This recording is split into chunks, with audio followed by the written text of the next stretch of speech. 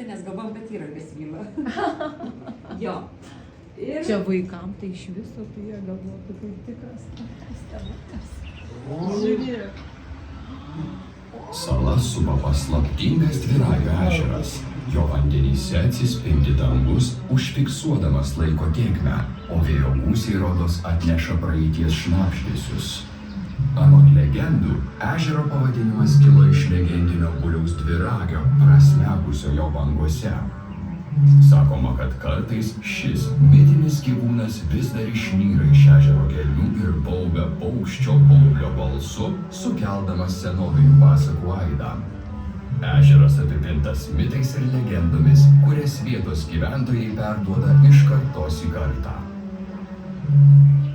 Saloje, kurios kontūrai iš paukščio skrydžio primena Lietuvos žemėlapį, stūkso klasicizmo stiliaus dvaro rūmai.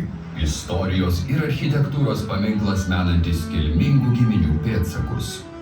Pirmieji duomenys apie Salų dvarą siekia 15 amžių, kai Salų dvaro valdos priklausė didikų Kęsgailų giminiai. 16 amžiuje Lenkijos karalius ir LDK didysis kunigaikštis Žygimantas Senasis padovanojo Salų žemes įtakingiausiai kunigaikščių Radvilų giminiai.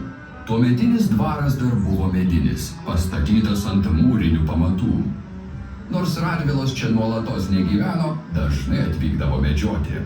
Dvarą supo vešlus parkas, kuriame augo 100-mečiai medžiai, o ramybę lyg sarginiai šunys saugojo prijaukintos meškos. Turbūt labai drąsūs ponai tie Radvilos buvo, kad tokius sargus įsitaisę turėjo.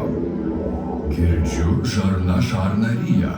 Laikas pasimėgauti pirmojų patiekalu. Dvaro šeimininkės jums patieks ekologiškus grikių makaronus su lašiša arba vištiena, ypatingai skaniu padažu ir baziliko lapeliu. Šis